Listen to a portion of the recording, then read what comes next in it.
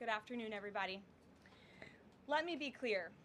President Trump and his entire administration stand fully behind the heroic men and women of ICE and will always uphold law and order in the United States of America. The deadly incident that took place in Minnesota yesterday occurred as a result of a larger, sinister, left-wing movement that has spread across our country, where our brave men and women of federal law enforcement are under organized attack. Right now, immigration and customs enforcement officers are facing a 1,200% increase in assaults, a 3,200% increase in vehicle rammings, and an 8,000% increase in death threats. ICE agents are faithfully enforcing federal law to protect the safety of the American people by removing criminal illegal aliens from our country, which is exactly what nearly 80 million Americans elected President Trump and Vice President J.D. Vance to do. Radicals in the Democrat Party are furious over this. They don't want our border secured or criminal illegal aliens being removed. As a result, Democrats are impeding immigration enforcement operations daily, creating extremely heightened and dangerous circumstances that make it nearly impossible for the men and women of law enforcement to simply do their jobs. Democrats are calling to defund federal law enforcement agencies who are protecting public safety. And Democrats are calling to abolish ICE and defund the police. That will never be allowed to happen under this president and vice president. The Trump administration will redouble our efforts to get the worst of the worst, criminal illegal alien killers, rapists, and pedophiles off of American streets. The Department of Homeland Security will continue to operate on the ground in Minnesota, not only to remove criminal illegal aliens, but also to continue conducting door-to-door investigations of the rampant fraud that has taken place in the state under the failed and corrupt leadership of Democrat Governor Tim Walz.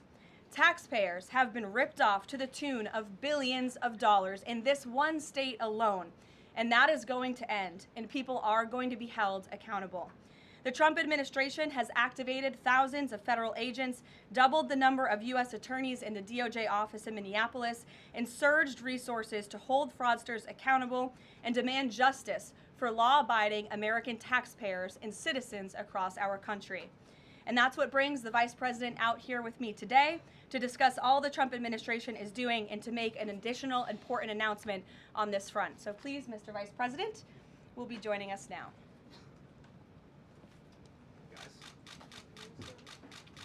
Thank you. Great. Well, good afternoon, everybody. And I want to echo some of what Karoline said about what we're doing to combat the rampant fraud that exists in our immigration system, thanks to failed politicians and thanks to people who allowed the American taxpayer to be taken advantage of for far too long.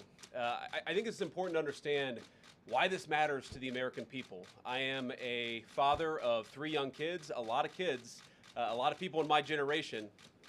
What is that going on there? Is that normal? Okay. CNN installed this broken camera just to throw me off my game, but it's not going to work. So here's the simple fact here. If you're a young parent struggling to afford childcare in the United States of America, there are programs that we have to make it easier for your kids to get in daycare, for your kids to get in preschool. Those programs should go to American citizens, not be defrauded by Somali immigrants and others. Make it hard for you to get the access to the resources you need. But number 2, making it easier for people who shouldn't even be in this country to fleece the United States and our taxpayers to begin with. We have actually activated a major interagency task force to make it possible to get to the heart of this fraud. We have Department of Agriculture resources that are focused on SNAP fraud so that people who need food benefits can get them, but illegal aliens and other fraudsters don't. We have over 1,500 subpoenas that the Department of Justice has issued to get to the heart of the fraud ring. We've done almost 100 indictments, mostly Somali immigrants, but also a few others. And of course, we're looking in with broad investigatory authority to a number of the instances of wrongdoing that we've seen in Minneapolis. But we also want to expand this. We know that the fraud isn't just happening in Minneapolis, it's also happening in states like Ohio. It's happening in states like California. And so what we're doing in order to help coordinate this remarkable interagency effort from the Trump administration, but also to make sure that we prosecute the bad guys and do it as swiftly and efficiently as possible, is we are creating a new Assistant Attorney General position who will have nationwide jurisdiction over the issue of fraud. Now, of course, that person's efforts will start and focus primarily in Minnesota, but it is going to be a nationwide effort because, unfortunately, the American people have been defrauded in a very nationwide way.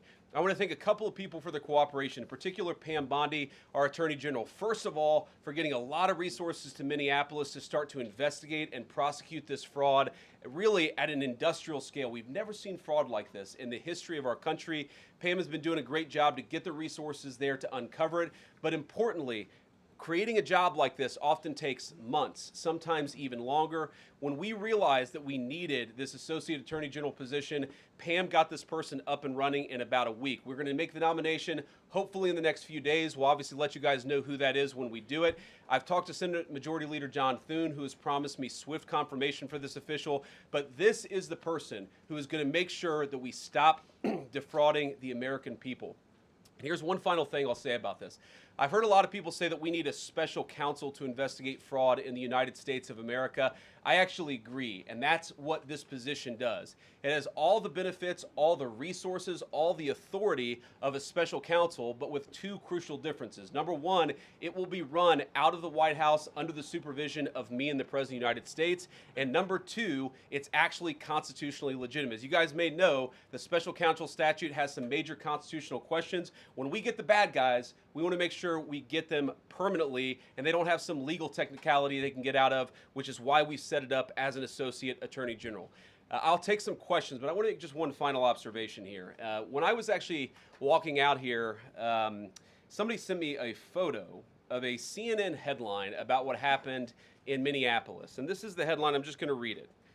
Outrage after ICE officer kills U.S. citizen in Minneapolis. Well, that's one way to put it, and that is the way that many people in the corporate media have put this attack over the last 24 hours. And I say attack very, very intentionally because this was an attack on federal law enforcement. This was an attack on law and order. This was an attack on the American people. The way that the media, by and large, has reported this story has been an absolute disgrace, and it puts our law enforcement officers at risk every single day. What that headline leaves out is the fact that that very ICE officer nearly had his life ended, dragged by a car 6 months ago, 33 stitches in his leg. So you think maybe he's a little bit sensitive about somebody ramming him with an automobile? What that headline leaves out is that that woman was there to interfere with a legitimate law enforcement operation in the United States of America. What that headline leaves out is that that woman is part of a broader left-wing network to attack, to dox, to assault, and to make it impossible for our ICE officers to do their job. If the media wants to tell the truth, they ought to tell the truth that a group of left-wing radicals have been working tirelessly, sometimes using domestic terror techniques to try to make it impossible for the President of the United States to do what the American people elected him to do, which is enforce our immigration laws. The President stands with ICE. I stand with ICE. We stand with all of our law enforcement officers. And part of that is recognizing that you people in the media, not everybody in this room, but many people in this room have been lying about this attack. She was trying to ram this guy with her car. He shot back. He defended himself. He's already been seriously wounded in law enforcement operations before, and everybody who's been repeating the lie that this is some innocent woman who was out for a drive in Minneapolis when a law enforcement officer shot at her, you should be ashamed of yourselves. Every single one of you. Questions? Thank you, Mr. Vice President. I wanted to read a quote from Tim Walz earlier today. He said, "When things looked bleak, it was Minnesota's first that held the line for the nation on July 3rd, 1863, and I think we may be in that moment now." Can you comment on his rhetoric and Mayor Jacob Frey and whether they want to see unrest in Minneapolis? Well, that's very tough rhetoric from a guy who just quit because his fraudulent activities have been uncovered. Look, Tim Walz is a joke. His entire administration has been a joke. The idea that he's some sort of freedom fighter, he's not. He's a guy who has enabled fraud and maybe in fact has participated in fraud. That's what this new Assistant Attorney General position is going to find out. I don't care what Tim Walz says. I care about getting to the bottom of this fraud for the American people, and I care about enforcing the nation's immigration laws. That's what we're going to stay focused on. Yeah. Unrelated question here. I mean, Democrats have accused ICE of murder. They've said they're targeting Americans. They've told ICE to get the F out of Minnesota. This is going to stoke the fire against ICE agents, and you're talking about ICE agents right now and being concerned about them. What, if anything, is the administration going to do to make sure these folks are protected during these protests? But also, should DHS sort of revisit their procedures here? I mean, nobody wants to see an American killed. Are there changes that need to be made to make sure something like this doesn't happen again? Look, first of all, of course, nobody wants an American citizen to be killed. This is absolutely a tragedy, but it's a tragedy of the making of the far left.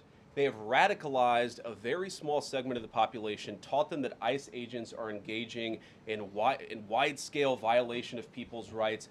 What our ICE officers are doing is deporting the millions of criminal aliens that were let in during the Biden administration. So number one, we have to say, as a matter of leadership, and I would appreciate if the Democrats would join me on this, let's be honest about the fact that we have way too many illegal aliens in this country. Our ICE officers should be supported in doing their job. You're trying to actually marshal the far left lunatic fringe to engage in doxing, to try to make it impossible for them to enforce the law, and in some cases actually to engage in acts of domestic terrorism against our law enforcement officers. When you talk about different plans, different protocols, different policies, I forget exactly how you asked the question. Here's the simple fact. What we're going to do is make it easier for the American People's Administration to enforce the American people's law.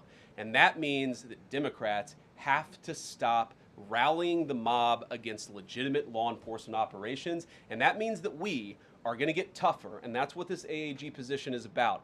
We're going to get tougher at the people who are defrauding the United States by inciting violence against our law enforcement officers. That's one of the things that we're going to do. We've already started that work at the Department of Justice, but we're going to keep on doing it, and this new AAG position is going to kick that into high gear. Vice President Vance, you just suggested that this woman who was killed, Renee Good, is part of a broader left-wing network. Who do you think is behind this broader left-wing network? Well, it's one of the things we're going to have to figure out, but here's the way that I put it. When somebody throws a brick at an ICE agent, or somebody tries to run over an ICE agent, who paid for the brick? And who told protesters to show up and engage in violent activity against our law enforcement officers? You see, just with this most recent terrible incident in Minneapolis, you see friends of this woman's or other people who are eyewitnesses saying basically that she was there to engage in obstruction of a legitimate law enforcement operation. How did she get there? How did she learn about this? There's an entire network, and frankly, some of the media are participating in it, that is trying to incite violence against our law enforcement officers. It's ridiculous, it's preposterous, and part of our investigatory work is getting to the bottom of it. Who's funding it? Who's supporting it? Who's cheerleading it? And of course, if there's illegal activity related to that, we're going to get to the bottom of that and prosecute it where we can. Vice President, thank you for taking questions today. Is there a risk with you describing her as a deranged leftist, talking about very specific facts of these events, when an investigation is just beginning? Are you preempting a thorough investigation by drawing such conclusions? And have you received any information beyond the videos we've seen publicly about this individual, her specific acts, that has informed your point of view? Well, first of all, the Department of Justice is going to investigate this. The Department of Homeland Security is already investigating this. But the simple fact is, what you see is what you get in this case. You have a woman who was trying to obstruct a legitimate law enforcement operation. Nobody debates that. You have a woman who aimed her car at a law enforcement officer and pressed on the accelerator. Nobody debates that. I can believe that her death is a tragedy, while also recognizing that it's a tragedy of her own making and a tragedy of the far left who has marshaled an entire movement, a lunatic fringe, against our law enforcement officers. I think what is clearly happening here, and it's going to keep on happening unless the Democrats wake up and say, you know what, you don't have to agree with our immigration policies. You don't have to agree with what the president or the vice president believe about immigration enforcement, but why don't you take this to the ballot box? Why don't you vote? Why don't you organize? Instead, what some of them are doing, What some of them are doing is encouraging people to get violent with our law enforcement officials. It's disgraceful and it's got to stop. Yeah. Just to follow up on that question, and again, thank you for taking questions, Mr. Vice President. There's clearly a lot of emotion in Minnesota, across the country, over this incident. You're calling Renee Good a deranged leftist. There's been heated rhetoric that we've also heard from officials. What responsibility do you and the president have to diffuse some of the tension that we are seeing play out in Minnesota, bring down the temperature as this investigation is unfolding? What we have a responsibility to do is to protect the people who are enforcing the law and protect the country writ large. Whether you're Democrat or Republican, you deserve to have the people's laws enforced in the United States of America. Now, again, I'm not happy that this woman lost her life. I'm not happy that this woman was there at a protest violating the law by interfering with a law enforcement action. I think that we can all recognize that the best way to turn down the temperature is to tell people to take their concerns about immigration policy to the ballot box. Stop assaulting and stop inciting violence against our law enforcement officers. That's the best way to take down the temperature. And we're not going to give in to terrorism on this. And that's exactly what's happening. People trying to antagonize, to commit acts of violence. They throw bricks at them. Sometimes they shoot at them. Sometimes they dox them. Sometimes they go to their place of residence and harass their families. This is classic terrorism. And we cannot say that when a far left fringe is inciting violence against our brave law enforcement officials, that we're no longer going to enforce the law. That's rewarding the very people who are engaged in this garbage. The actual reward that they just got is a new assistant attorney general who is going to prosecute and investigate this stuff even more aggressively than before. Yeah. Thanks for taking my question. So the head of Minnesota's investigations agency says that the U.S. Attorney's Office has essentially cut off the state investigations agency's access to the investigation. What is the precedent for that, and why shouldn't the Minnesota officials on the ground have access and evidence to work on this investigation? First of all, I wish the state officials in Minnesota would investigate why you have so many people who are using their vehicles and other means to actually interfere with a legitimate law enforcement operation. The precedent here is very simple. You have a federal law enforcement official engaging in federal law enforcement action. That's a federal issue. That guy is protected by absolute immunity. He was doing his job. The idea that Tim Walz and a bunch of radicals in Minneapolis are going to go after and make this guy's life miserable because he was doing the job that he was asked to do is preposterous. The unprecedented thing is the idea that a local official can actually prosecute a federal official with absolute immunity. I've never seen anything like that. It would get tossed out by a judge. So what I'd like Minnesota to focus on is the real issue, that they're encouraging people. Minneapolis officials are encouraging people to commit violence against ICE officials. It's ridiculous. It's got to stop. Go ahead. Mr. President, thank you. You said earlier that there's a left-wing network to attack, to dox, to assault, and make it impossible for ICE officers to do their job. You told my colleague just now that there's an investigation going on into that network. Yep. So if everything that you say is true, how does being part of that network justify being shot? Well, being part of the network doesn't justify being shot, but ramming an ICE officer with your car, that's what justifies being shot. It's not a good thing, by the way, but when you force somebody to engage in self-defense, it's almost a preposterous question. I'm not saying that funding some of this stuff justifies capital punishment. Nobody would suggest that. The reason this woman is dead is because she tried to ram somebody with her car and that guy acted in self-defense. That is why she lost her life, and that is the tragedy. Now, there may be other violations of the law and other penalties that are associated with those violations of the law. For example, if you are funding violence against our law enforcement officers, I'm not a prosecutor. My guess is that's not the sort of thing that earns capital punishment, but it should sure as hell earn you a few years in prison if you're funding the effort to try to assault our law enforcement officers. I'm sorry, guys. What's going on here? You guys are meant to report the truth. How have you let yourself become agents of propaganda of a radical fringe that's making it harder for us to enforce our laws? You just asked me a question that presumed that the reason why this woman died is because she was engaged in legitimate protest. She tried to run somebody over with her car, and the guy defended himself when that happened. Next question. The investigation is still ongoing. I said next question. Mr. Vice President, I mean, you presumably watched the video yourself. There's not the slightest doubt in your mind, having viewed it, that the victim, you still believe that she deliberately tried to ram him despite seeing this video. Look, I don't know what is in a person's heart or in a person's head, and obviously we're not going to get the chance to ask this woman what was going on. What I am certain of is that she violated the law. What I'm certain of is that that officer had every reason to think that he was under very serious threat for injury or in fact, his life. What I'm certain of is that she accelerated in a way where she ran into the guy. I don't know what was in her heart and what was in her head, but I know that she violated the law, and I know that officer was acting in self-defense. It raises an interesting point, though. Look, if people want to say that we should have a legitimate debate about, what was she really doing, right? Was she panicking when she drove into this officer, or was she actually trying to ram him? That's a reasonable conversation.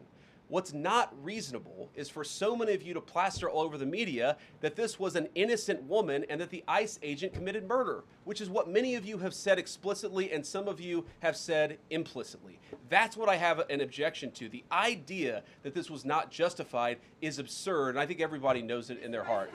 Yeah. Mr. Vice President, in the green jacket. Taking down the temperature, it seems like political violence is ratcheting up and riots could be around the corner. What steps does the administration have planned to try to unite America?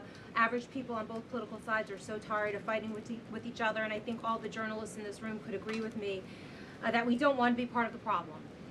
Do you have any words to unite America? I know you don't want to be a part of the problem, and I think that's true of a lot of you. I'm not sure it's true for everybody, because the reporting over this has been one of the biggest scandals I've ever seen in media. I've never seen a case so misrepresented and misreported when you have a guy who was defending himself and is now being treated as some sort of federal assassin by so many of the people in this room. First of all, let me say about crime. You mentioned violence. One of the things we're proudest about is that you saw violent crime over the last year drop by 20%. Why is that drop by 20%? Is it because we're attacking our law enforcement officers, or is it because we in the administration are empowering our law enforcement officers to enforce the law? I think that's one of the ways you take down the temperature, is you make people feel more secure and safe in their person and property. That's why we care so much about protecting our law enforcement, because it accrues to the benefit of the entire national community.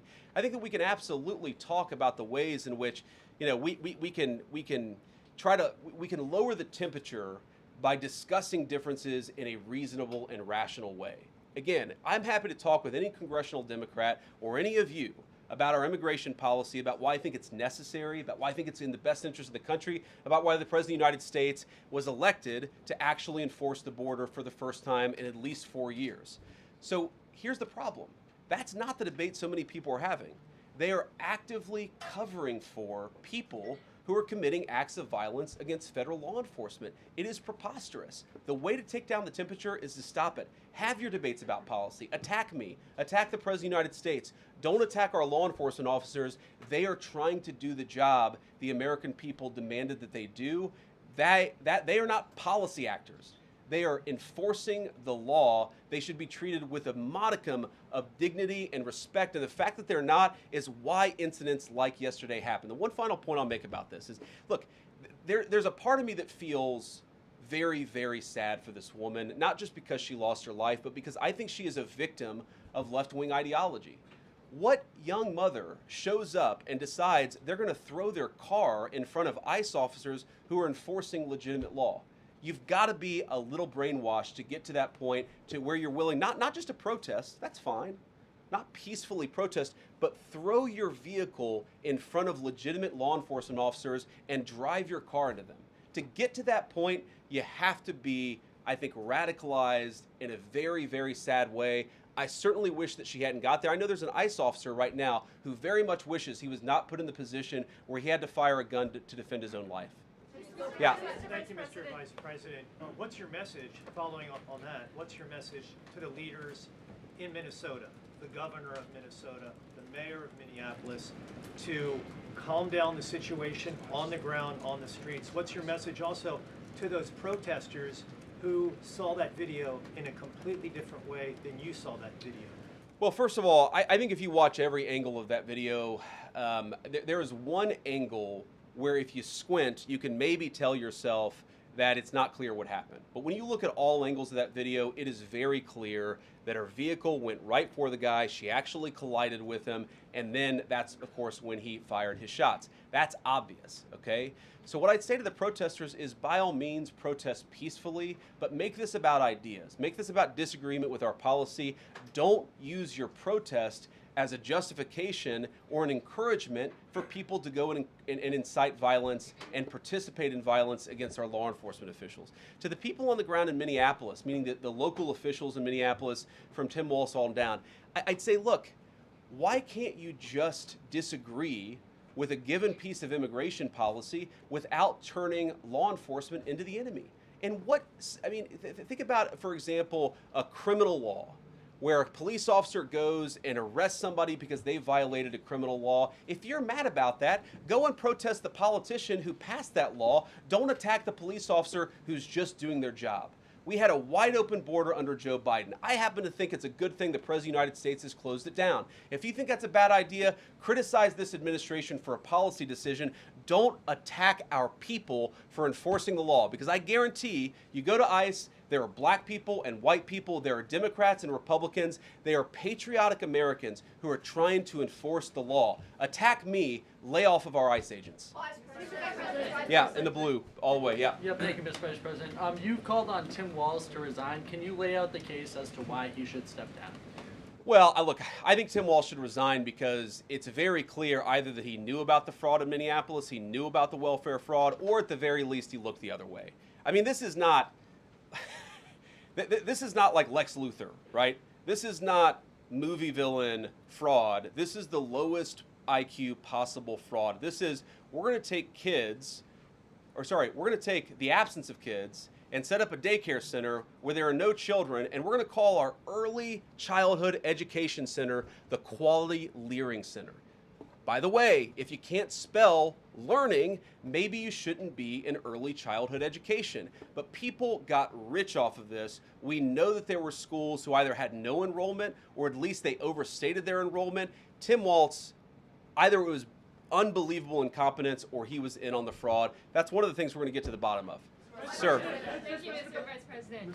Can you explain the difference between this Associate Attorney General and a special counsel? And do you envision this being a permanent position or having more of a limited scope? Well, it's going to be permanent until we get to the bottom of what's going on, so I think it's going to last for at least the remainder of the administration. What's different about it from a special counsel is, if you remember, the Jack Smith case where the special counsel was found unconstitutional, one of the big issues there is that that person was not an appointed person, completely aside from all the other issues, that the person was a lunatic and that the case had no merit. There was a fundamental constitutional issue, which is that he had not been appointed by the president and he had not been confirmed by the United States Senate. An assistant attorney general, what that's going to allow us to do is appoint this person, have them confirmed by the Senate. That's one difference. The more substantive difference is that this person is going to be part of a very broad interagency White House that's being led from the President of the United States on down. And that's going to give him the resources, the access to material and information to make this person more effective. I think a lot of people have asked, how are you really going to get to the heart of the fraud? We've been asking ourselves that question for the past couple of months, and we think this is the critical piece at the Department of Justice to really ramp this fraud investigation into high gear. In the red tie, yeah. Vice President Vance, I wanted to ask, what's your message to far leftist agitators who feel emboldened to obstruct ICE activity in Minnesota and around the country? Well, I think they shouldn't feel emboldened because now they have an assistant attorney general who is going to prosecute and investigate their fraud and their violence more aggressively than it has ever been investigated in the United States of America. We are doing so much to try to find the financing networks and the domestic terrorism networks that legitimate this violence, that fund this violence, and that, of course, engage in the violence. These people should not feel emboldened because they have, for the first time, maybe in American history, an administration that is not going to tolerate political violence of any kind from anywhere. Yeah. We not clear today that the entire weight of the federal government is behind these ICE agents and this ICE agent in particular. there is still a federal investigation happening on the ground. Does that mean that they are not looking into this ICE agent at all? They are just focused on the woman who was in the car? What is the investigation if the federal government has already determined that its weight is behind this ICE investigation? So what do you mean when you say investigation? Do you mean investigation of the shooting yesterday or of the fraud that's happening in Minneapolis? Yesterday. Okay, look, DHS, as I understand it, has an investigation already ongoing. I know that other organs of our government are looking at this. So yes, there is certainly an investigation that's happening right now. But as part of the broader fraud investigation, a lot of what we're doing with the Department of Justice has already started. We've got over 1,500 subpoenas. We've got people this morning, actually. We're going door to door to actually knock on some of these fraudulent care centers, these fraudulent social services organizations to get to the bottom of what's going on there. So the investigation in some ways has already been ramping up into the anti-fraud element for at least a few weeks. What we're trying to do is supercharge it and make sure there's a designated person within the Department of Justice who completely controls that particular focus. Yeah. Just to follow up on that, Mr. Vice President, on the agent, is he still on duty or has he been placed on leave, on administrative leave? And what really was the target of the operation on Wednesday? ICE operation on Wednesday? Well, first of all, it was a legitimate law enforcement operation. We were going door to door to try to find criminal illegal aliens and deport them from the United States of America, because if you come to our country illegally in violation of our immigration laws, then we have the mandate, and in fact we have the legal duty to enforce those immigration laws. Whether he's been placed on administrative leave, I don't know the answer to that question. I'd refer it to the Department of Homeland Security and they can follow up. I will say, look, I would appreciate everybody saying a prayer for that agent. Look, in the past 6 months, he has been hit twice by a motor vehicle. One time, the first time, it led to over 30 stitches and very serious injuries to his legs. This is a guy who's actually done a very, very important job for the United States of America. He's been assaulted, he's been attacked, he's been injured because of it. He deserves a debt of gratitude, and I think the media prejudging and talking about this guy as if he's a murderer is one of the most disgraceful things I've ever seen from the American media. Yeah. Vice President, what is your specific role in the future of Venezuela? And I'm wondering, could you confirm reports that the Director of National Intelligence, Tulsi Gabbard, was kept out of the planning for the operations because of her past concerns about military involvement in Venezuela? So I've heard a couple of things. One, that I was kept out of the planning for the Venezuela operation, that's false. And another, that Tulsi was kept out of the planning for Venezuela operations, that's completely false. Look, we're all part of the same team. And one of the things that is really amazing about that operation is that we kept it very tight to the senior cabinet level officials and related officials in our government, and we kept this operation secret for a very long time. I'm very proud of that. I think it suggests that the team works very well together. Well, looking ahead, what is my role? Look, my role is going to be whatever the president asks me to do. Well, every other day, I'm chairing the meeting that we do on this among White House principals to talk about next steps to try to ensure that Venezuela is stable, and as the president has directed us to do, to ensure that the new Venezuelan government actually listens to the United States and does what the United States needs it to do under our country's best interest. So I'm going to be as involved as the president wants me to be. So far, that's been very involved, and I'll keep on doing that so long as the president asks me to do it. In the purple. Yes. Even beyond the war powers Sorry, resolution. we'll go purple and then we'll go pink or whatever that is in front. Royal purple. And then beige. All right. Okay. Are there any indications, you talked about the network, are there any indications that the lady who was shot, I know there are different reports from there, her wife said they were new to the area. Are there any indications she may have been a paid agitator, and maybe that there are others that were brought to the area, considering everything that's going on in Minneapolis? I wouldn't say that she was paid. I don't have the evidence to say that one way or the other. What I do know is that she was violating the law. And if you just look at the eyewitness accounts, they were saying she was there to prevent the enforcement of the law. She was trying to obstruct a legitimate law enforcement operation. That much is obviously clear. The rest of it, of course, is part of the reason why we investigate this stuff.